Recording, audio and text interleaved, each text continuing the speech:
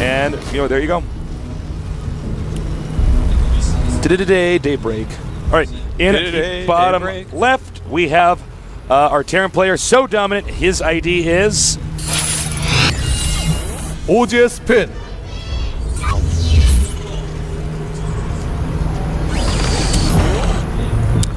In the upper right, our Protoss player, he's jet-lagged as hell. His ID is... OGS MC.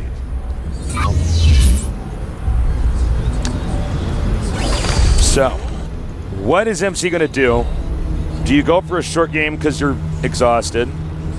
Do you go for your standard game because you know that you're better and you just need to pull it together for a little bit longer? I don't know. Yeah, well, we will see. MC already showing that he's not, in fact, going to go for a Nexus first, which wouldn't have surprised me if he had on this map. It's a very popular map for that. In fact, looking for possible proxies out there. I think he knows that he might be a little bit predictable at going for a fast Nexus on this map, because if you just ask a casual fan, that watches MC a lot, they might say, yeah, I think he might go Nexus first here. So he actually just checked for the proxies. I kind of like that. There's so much thought goes into the build, and the better you get and the more famous you get, then the more eyes are on you, and then it's like, well, how do I actually play this the best way? The amount of games of MCs that ForGG has access to, do you know how insane that is? What a big number that is? You can just go watch VODs of MC playing in countless tournaments, whereas with ForGG, not quite as much for MC. Of course, they are on the same team, so there's going to be some crossover of that. And guys, these guys do both stream from time to time, so if you're curious to see more of these guys, I would check out their streams. They're very good for alerting. Artos is very good for alerting. Thank you. Stream. I'm a fan of your stream, Dan. I watch you stream games all the time. And it'll be Nexus coming up here. Yeah. Nice quick Nexus on 20. It's good timing for a Nexus. I'll get a stalker out pretty quick, so we can scout the map out a little bit, stop SCPs, control the watchtowers and stuff. Sure, yeah. It's great to get out a quick stalker with it. So the probe is now moving out, doing a little bit of scouting there, and we don't have the gases being taken yet here for Finn. Yep, looks like he wants to just go up to a few more barracks. Now, will he go to number 4 Xandar 5? Nope. He's going to do the 3 barracks double gas. Very standard. Probably the most standard follow-up overall, even though the multiple barracks is gaining some ground. And we see the Marines just rallied up here. Not too much to cover right now, guys. We're going to have to sit and wait. It's like watching them both assemble, a gun. Yeah. One gun for each guy before they start firing at each other. I don't know. You can tell you what kind of gun it's going to be by seeing what parts they're using, but yeah. Wow. Some powerful metaphors. Yeah. MC might be, screwing a silencer on. I'm like, oh, okay, he's going to be sneaky. And then I see, ForGG, and he puts a bullet strap around him, and I'm like, okay, he's going to be firing a lot. And I could see somebody, trying to build, a musket, and I'd say, okay, he's in Bronze League. It's not a good gun. All right. Wow, I like this metaphor a lot, actually. Thank you. This is actually pretty powerful, Tasteless. Thank you. As you can see at the bottom of our screen, they're both 2-1 on this map. So we can't really glean any information off of that. Here's the thing about the musket. Sometimes guns are so bad that they can actually kill you. Just like sometimes builds are so bad that sometimes they'll just kill a better player. It's like, for instance, you're wearing a bulletproof vest and a musket hits you. I'm pretty sure the bulletproof vest isn't for stopping musket bullets. Pretty certain of that, actually. Actually, it's a good way to put it. For instance, I remember playing some kid in my high school in StarCraft 1, and he beat me the first time. I beat him a bunch after that, but he actually, almost like a lost tempo. We were both at, the upper right, and, he just, made 4 gates, and I went, 2-gate block my ramp, and then, tech to core, and, nobody actually ever goes 4 gates, because you can actually hold that theoretically, but I didn't actually think he was, that bad to just, randomly make 4 gates, and I was like, oh, what? Wow. Well, I guess that beats me this time. I guess I've made 2 more zealots instead of assuming you were good and getting the gas, like a normal player. But yeah, that's absolutely true. Well, right now, we're starting to see exactly what these guys want to do. MC going the route of perhaps a DT drop, as he is getting both guesses at his expansion. He's already got the Robo, and he's getting a Twilight, so it definitely could be something like that. But more likely, I'm going to go ahead and say that he's just getting Observers plus going up the Twilight Tech route, because he really likes the Twilight Tech route. And oh my god! He actually got so far in there. Well, that ended up not really working out all that well. I was actually really confused at first when I saw him get that close in there. I think he just thought he was going to win that battle or something. I think he wanted to snipe some sentries there, but it just went terribly. That was weird. Terrible. That was... Yeah, he didn't has to feel really good after that, I don't even think actually. he shot a sentry. He killed one sentry. Oh, did he get one? Yeah, he targeted it first, and he got it, and then everything else was like out of range, and the Zealots were owning him, and he was just like, oh. So, MC actually should feel really confident after that. When you kill off an army like that, losing almost nothing, any timing that you were afraid of before, that you're like, oh, this one timing that comes out, it's a little bit hard to hold. Suddenly that timing has like 9 less units, and the timing is no longer scary. So you can take leniencies with that, such as the quick third base that MC's taking. And I don't think Finn has a ton of experience with his timings not being perfect. Yeah. You know, he's going to be out of his element, and if his drop fails, oh man, oh man, oh man. That could be bad. That's right. Okay, he knew to turn around. Yeah, scans and actually sees there's all sorts of units in there waiting for him. And MC's going to jump up to 7 gates while getting Blanco get charged next, no doubt. And I really like that choice, man. He's already ahead on supply. Just go really heavy gateway for a bit. It's going to allow you to keep that that third Nexus going easily. And Finn just now getting his command center. You know, Finn has been bad in Game 1 and Game 2 about scanning himself for observers. If you are against a good Protoss, guess what? They have an observer inside your base or over your army. Mm-hmm. And actually, for Protoss to lose the observer, it's a pretty big deal, guys. That's where they make their Colossi from. That's where they make their Immortals from. And observers cost 75 gas. Yeah, it's very expensive. Yeah. Yeah. Well, all right, I guess he gets this for free. This is really bad. Really bad. I don't know. Like, as bad for MC as anything could ever be in this situation. And oh my god.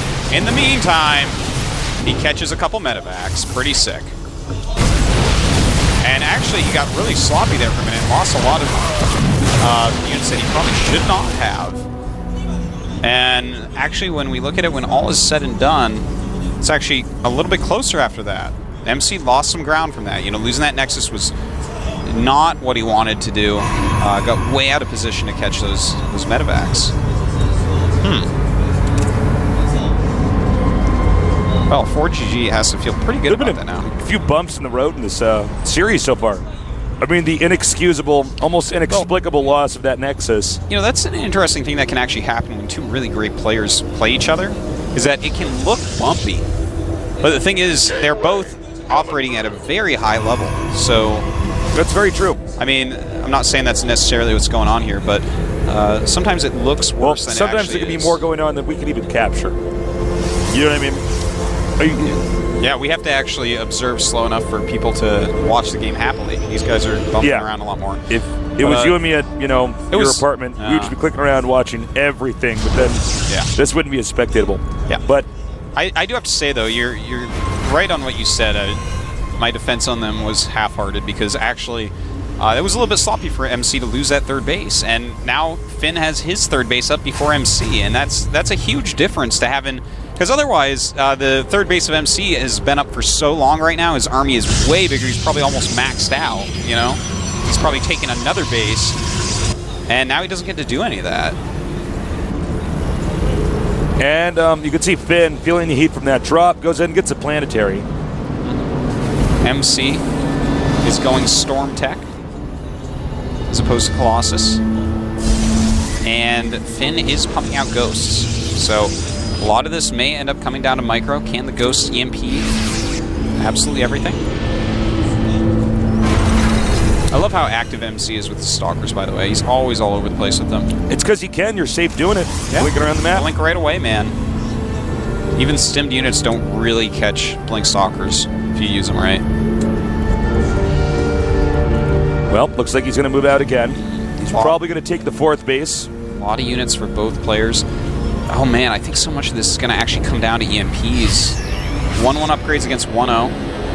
And actually, those Stalkers way out of position right now. Way out of position. Oh my god, what is going? This is like really weird. What? MC doesn't? Does he know? Yeah, okay, he does know. Okay, this is. Oh my god, here we go. EMPs and nice storm. Yeah, very nice. Loses all his ghosts, but can he kite everything else? A beautiful flank. Oh, sickest flanks. Warps in Zealots to flank with, and has High Templars there to storm with. Beautifully done. And he will clean that up and kill off the Medivacs. Could not have really gone better. Nice job here with the Stalkers. It looks like he won't get to clean up the Medivacs, or... I think he will. I think he's actually stuck up above that the biodome thing or whatever it is. Coming.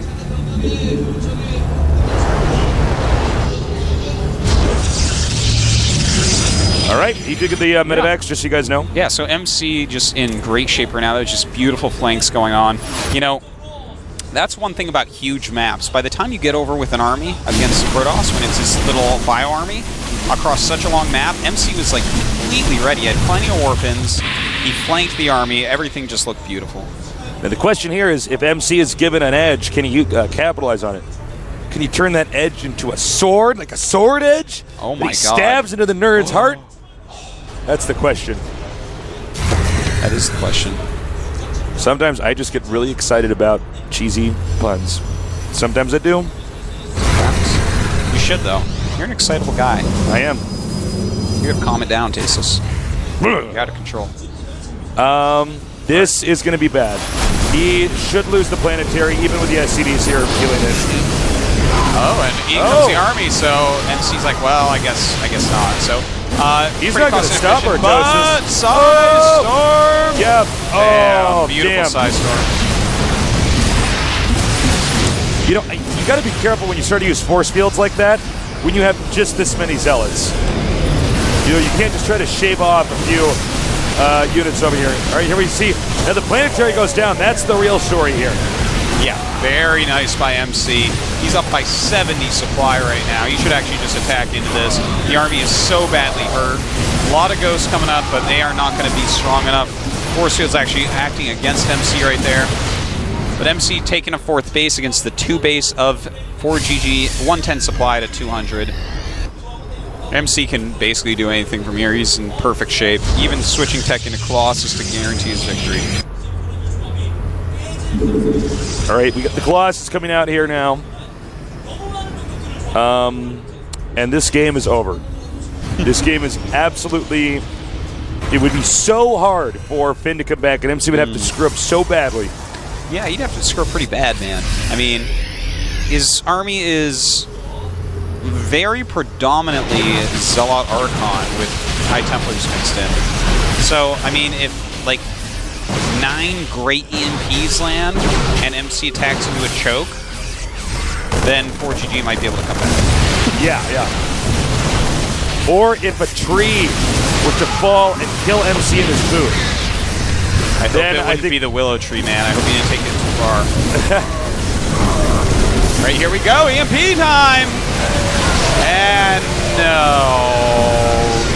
That is too much stuff that starts with Protoss and ends with MC. So I gotta say, ForGG's control is like really good. Yeah. Too much stuff that starts with Protoss and ends with MC. Yeah. GG.